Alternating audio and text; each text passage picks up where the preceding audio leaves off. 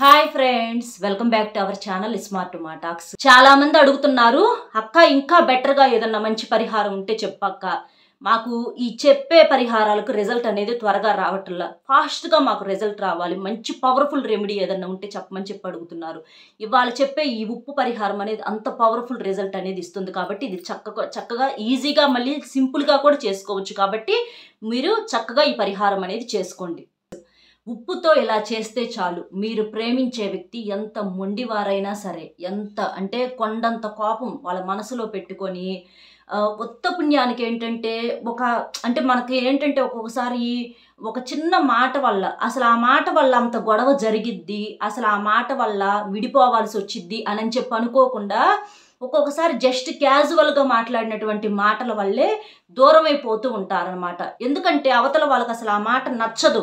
అది మామూలుగా మనం అంటే నచ్చని మాటలు మనం ఎదుటోళ్ళు ఏమి అనరు, నచ్చని మాటలు ఏమి అనరు, మామూలుగా మాట్లాడుకునే మాటలే వాళ్ళు మరి ఎందుకు వాళ్ళకి అది అపార్థంగా అట్లా అనిపించి మనసుకు దూరం చేసుకుంటారు ఏదో. కానీ ఇలా ఏంటంటే ఇష్టపడేవారు దూరమైనప్పుడు చాలా రకాలైనటువంటి మానసికంగా ఏంటంటే అప్పటిదాకా ఒక రకంగా ప్రశాంతంగా ఉన్న మనిషిలో ఒక మార్పులు అనేవి వస్తాయి అన్నమాట. మనిషి మాట్లాడేటప్పుడు ఒక రకం, మనిషి మాట్లాడినప్పుడు ఇంకొక రకం.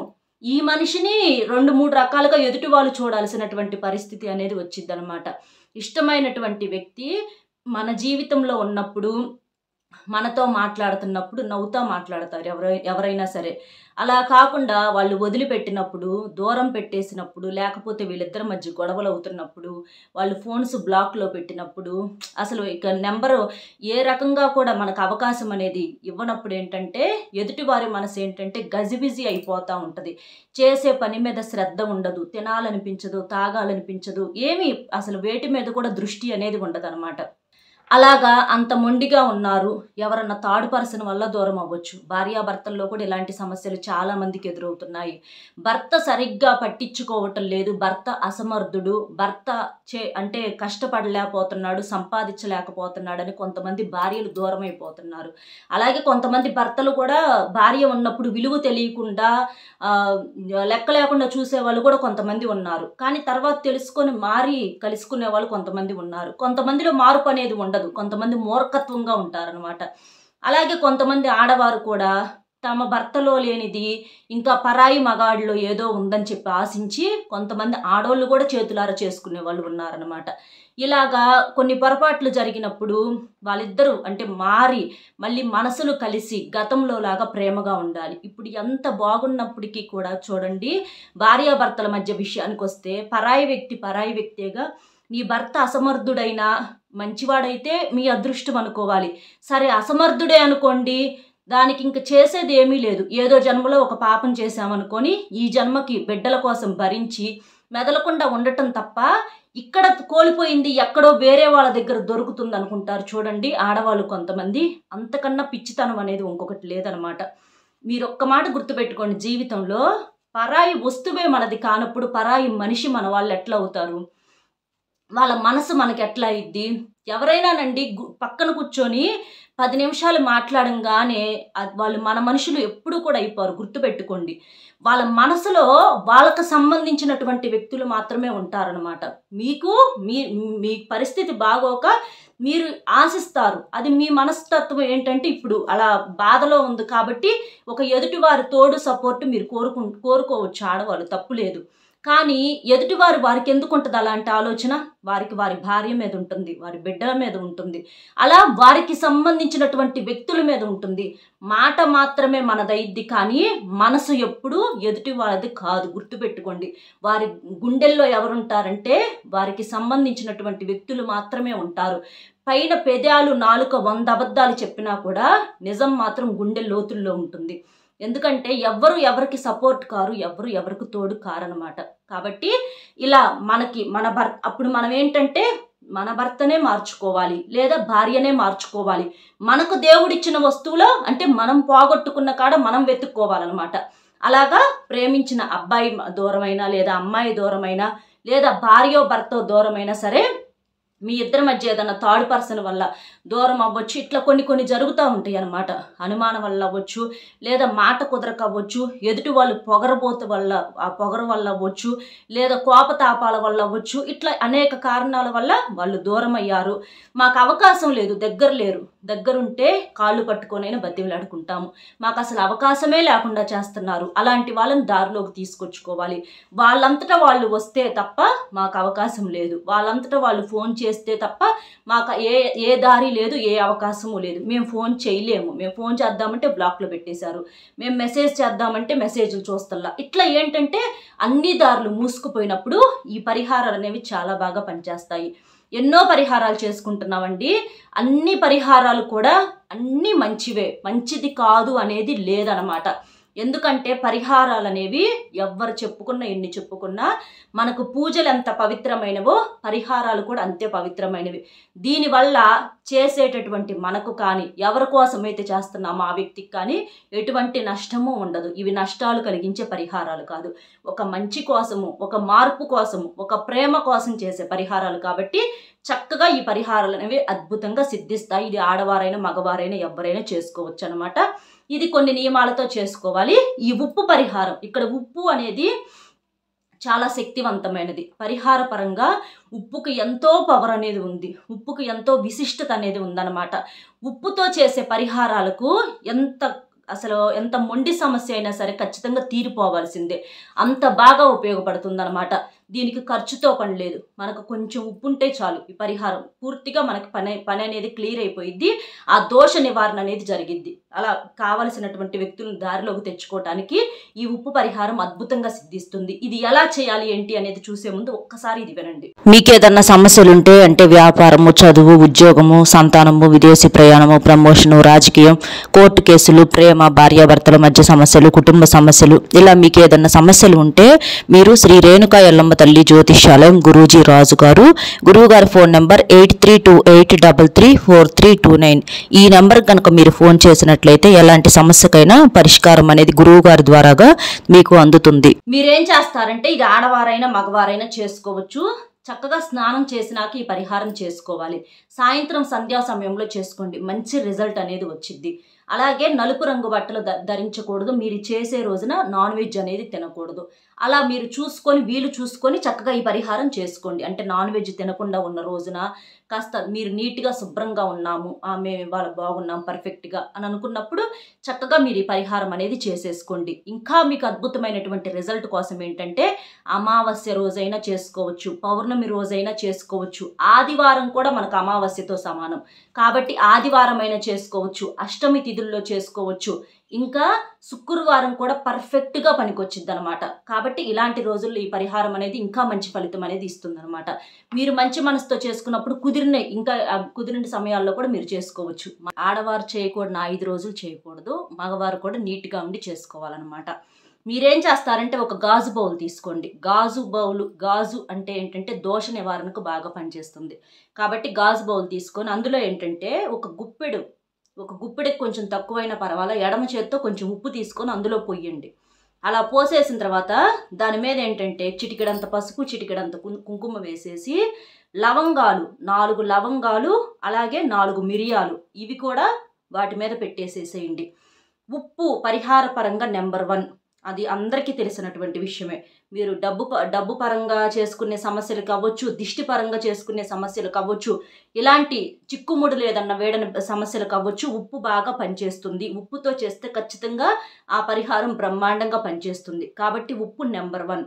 ఇక నెక్స్ట్ పసుపు కుంకుమలు ఏంటంటే, కుంకుమ మనకు ఎరుపు రంగులో ఉంటుంది కాబట్టి చెడుని తీసేయడానికి బాగా ఉపయోగపడుతుంది. పసుపు మనకు మంచిని తెచ్చి పెట్టడానికి బాగా ఉపయోగపడుతుంది. ఇక లవంగాలు వచ్చేటప్పటికి 4, మిరియాలు కూడా 4 అని చెప్పుకున్నాము. లవంగాలు, పువ్వున్న లవంగాలు తీసుకోవాలి. లవంగాలు పరిహార పరంగా చాలా మంచి పవర్ ఉంటుంది. మనకు సుగంధ ద్రవ్యాలలో ఒకటి. లవంగాలతో చేసే ఏ పరిహారమైనా సరే అద్భుతంగా సిద్ధిస్తుంది. అంటే చాలామంది అంటున్నారు, అక్క ఇంకా బెటర్గా ఏదన్నా ఉంటే చెప్పక్క, పరిహారం ఇంకా బెటర్గా కావాలి అని చెప్పేసి అడుగుతున్నారనమాట. దానికోసం ఈ పరిహారం అనేది బాగా పనిచేస్తుంది. మీరు అనుకున్న బెటర్ రిజల్ట్ అనేది ఈ పరిహారం ఇస్తుందని చెప్పుకోవచ్చు అనమాట. మిరియాలు కూడా పరిహార శాస్త్రంలో మిరియాలకు చాలా వాల్యూ ఉందన్నమాట. కాబట్టి ఇవన్నీ కలిపి మనం అన్నీ కూడా ఆ ఉప్పు వేసేసి, ఆ ఉప్పు మీద ఇందులో ఇవన్నీ కూడా పెట్టేసేసి మీరేం చేస్తారంటే, ఒక్కసారి మీ ఇంట్లో కూడా అంటే ఇంటి పరంగా మనం ఉండేటటువంటి ప్లేస్ కూడా మనకెప్పుడు కూడా శుభ్రంగా ఉండాలి. అలా మనం ఉండే స్థలం కూడా అంటే ఏదన్నా వాస్తు దోషాలు అది ఇది అని చెప్పేసి అంటారు కదా, అవి మనకు అనుకూలించినప్పుడు కూడా మనకు సమస్యలు ఎదురయ్యే అవకాశం అనేది ఉంటుందన్నమాట. ఎందుకు సమస్యలు వస్తున్నాయి అని అంటే కొన్నిటికి కారణాలు ఉండవు. మనం ఉండే వాతావరణం అవ్వచ్చు, మన చుట్టూ ఉండే పరిస్థితులు, మనుషులు ఇట్లాంటివి కూడా మన మీద ఎఫెక్ట్ అనేవి చూపిస్తాయి అన్నమాట. అలాగే నరుల దిష్టి, మన పరంగా కొంతమందికి దిష్టి కూడా ఉంటుందన్నమాట. ఇలాంటివన్నీ కూడా పోవాలి అని అంటే ఈ పరిహారం ముందు చెడుని తీసేసుకున్నప్పుడు మనకు మంచి దారి అనేది కనిపిస్తుంది అనమాట. కాబట్టి ముందు ఈ పరిహారం చేయండి. ఫస్ట్ శుభ్రంగా ఇంట్లో ప్రతి రూమ్ కూడా తిప్పండి ఆ బౌల్ని తీసుకొని. మీ ఇంట్లో వంటగది, బెడ్రూము, హాలు, చిన్న ఇల్లైనా పర్వాలా, పెద్ద ఇల్లైనా పర్వాలా, ఇన్ని గదులు లేవు అన్ని గదులు లేవు అని అనుకోవద్దు. ఒక్క గది ఉన్నా సరే ఆ గదిలో 4 మూలలు కూడా శుభ్రంగా చూపించండి. చూపించేటప్పుడు సంకల్పం చెప్పుకోండి. ఏదైతే మమ్మల్ని ఇబ్బంది పెట్టే కంటికి కనపడిన నకారాత్మక శక్తులు, చెడు శక్తులు, దుష్ట శక్తులు ఉన్నాయో అవన్నీ కూడా తొలగిపోవాలి. వాటి వల్ల మాకు సమస్యలు అనేవి ఎక్కువ అవుతున్నాయి, మానసికంగా నలిగిపోతున్నాము, అలాంటి చెడు ఏదన్నా ఉంటే పోవాలి అని చెప్పేసేసి మీరు సంకల్పం చెప్పుకొని మీకు ఇష్టమైనటువంటి వారి పేరును మనసులో తలుచుకొని మేము కలవాలి, మా దారికి రావాలి అంటే ఇష్టమైన వారా ఇట్లా మీకు ఫ్రెండ్స్ రూపంలో ఇట్లా మీకు ఎవరి కోసమైనా చేసుకోవచ్చు అనమాట. అలా మీరు సమస్యను చెప్పుకొని చక్కగా ఈ పరిహారం అనేది చేసుకోండి. అలా తిప్పేసిన తర్వాత ఇక మీరు రాత్రి పడుకునేటప్పుడు ఏం చేస్తారంటే దాన్ని మీ తల కింద పెట్టుకొని పడుకోండి. ఆ బౌల్ని మంచం మీద కొనుక్కుంటారు కదా, మంచం కింద తల కింద బౌల్ పెట్టుకొని తలాపును పెట్టుకొని పడుకోండి. ఎవరి కాలు తగలకుండా అలా పెట్టేసి పడుకున్న తర్వాత ఇక మీరు ప్రశాంతంగా పడుకోండి. ఇక మనసులో పని అయిద్దా లేదా, మీరు చెయ్యాల్సింది మీరు చేశారు, మీ సంకల్పంతో మీరు చేశారు. ఇక మీరు అట్లా పెట్టి పడుకోండి. అలా పెట్టి పడుకోవటం వల్ల ప్రశాంతంగా నిద్ర కూడా మీకు బాగా పట్టిద్ది. ఎందుకంటే ఇష్టమైన వాళ్ళు దూరం అయ్యేసరికి వారి గురించినటువంటి ఆలోచనలతో రేత్రి నిద్ర పట్టక నరకం చూసే వాళ్ళు ఎంతమందో ఉన్నారు. ఎందుకంటే లేచిన కాడి నుంచి వాళ్ళ ఆలోచనలే, పడుకున్నా వారి ఆలోచనలే. ఇక మన మైండ్లో ఇక ఏ పనికి కానీ ఏ మనిషికి కానీ ప్లేస్ అనేది ఉండదు. మొత్తం కూడా వాళ్ళు నిండిపోయి ఉంటారు. కాబట్టి వాళ్ళే కళల్లో కూడా ఒకవేళ ఒక గంట ఏదన్నా కన్ను మూస్తే వాళ్ళే కళ్ళలోకి వస్తారనమాట. బాధ ఇంకా రెట్టింపైద్ది. అలాంటివన్నీ కూడా అవన్నీ మీరు పట్టించుకోకుండా ప్రశాంతంగా పడుకోండి. మీకు నిద్ర కూడా ప్రశాంతంగా పట్టిద్ది. ఇక మరుసటి రోజు ఉదయాన్న వాటిని తీసుకెళ్ళి ఏదన్నా చెట్టు మొదట్లో అవ్వచ్చు, లేదా పారే నీటిలో అవ్వచ్చు, వాటిని పారవేసేసి శుభ్రంగా ఆ బౌలు అలాగే మీ కాళ్ళు కడుక్కొని లోపలికి రండి.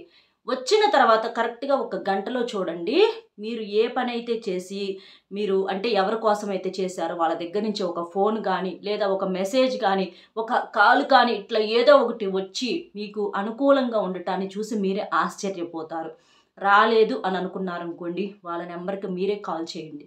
మీరే కాల్ చేసి మాట్లాడే ప్రయత్నం చేయండి. జరిగిందేదో జరిగిపోయింది, మాది పొరపాటు జరిగిందో మీ వల్ల కాకపోతే ఏంటంటే ఎక్కడా కూడా దిగజారినట్లు మాట్లాడొద్దు. అవతల వాళ్ళ దగ్గర మీ విలువను తగ్గించుకోవద్దు. తగ్గించుకుంటే మాత్రం మీరు చేతులారా చేసుకున్న పనికి పరిహారం వల్ల కాలేదని అనుకోవద్దు.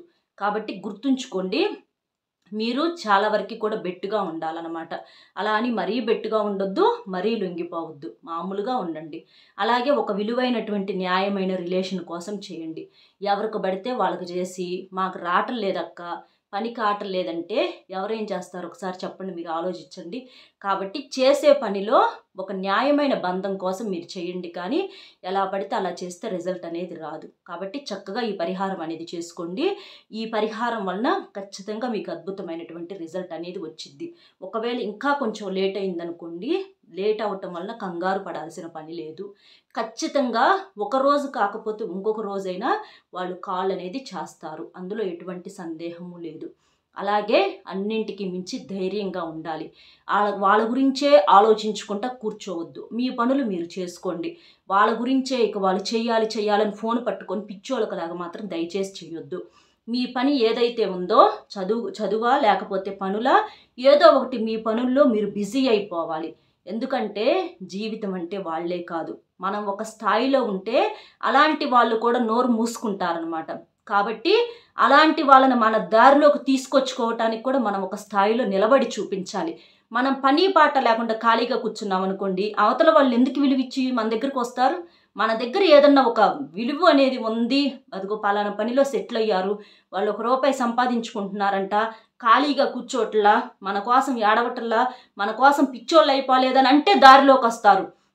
అంతేకాని ఆ అమ్మాయి ఒక పిచ్చిది, నేను మాట్లాడకపోతే ఇక తిండి కూడా తిందు, నిద్ర కూడా పోదు, ఏం పట్టించుకోదు, అలాంటి పిచ్చి దానికోసం నేను ఎందుకు వెళ్తాను? వాళ్ళ మాటలు ఇలాగే ఉంటాయి చాటున. లేకపోతే ఒక అమ్మాయి ఒక అబ్బాయిని వదిలిపెట్టింది అనుకోండి, ఆ పిచ్చోడు నేను చేయకపోతే ఏడుస్తాడు అని చెప్పి ఆ అమ్మాయి మాటలు ఎలా ఉంటాయి? అలా ఉండకూడదు. ఒకరిని ఏడిపించేలా బ్రతకాలి, కానీ ఎవరి కోసం మనం ఏడవకూడదు. ఇది గుర్తుపెట్టుకొని ముందు మీ పనుల్లో నిమగ్నం అవ్వండి, మీ పని మీరు చేసుకోండి, పరిహారం చేసిద్ది. చక్కగా ఇలా చేసేసేయండి. అర్థమైంది కదా ఏంటి అనేది? వీడియో నచ్చితే ఒక లైక్ ఇచ్చి సపోర్ట్ చేయండి. మీరు లైక్ చేయడం వల్ల వీడియో మరికొంతమందికి చేరి వారు కూడా తెలుసుకునే అవకాశం అనేది ఉంటుంది. అలాగే మీకు తెలిసిన ఫ్రెండ్స్ కూడా షేర్ చేస్తే హెల్ప్ అవుతుంది. మొట్టమొదటిసారిగా మన ఛానల్ చూస్తుంటే సబ్స్క్రైబ్ చేసుకొని పక్కనే ఉన్న ఆల్ అనే బెల్ని క్లిక్ చేస్తే నేను పెట్టే ప్రతి వీడియో కూడా ముందుగా మీకు నోటిఫికేషన్ రూపంలో చేరుతుంది. మరొక మంచి విశేషంతో మళ్ళీ కలుద్దాం. Bye friends.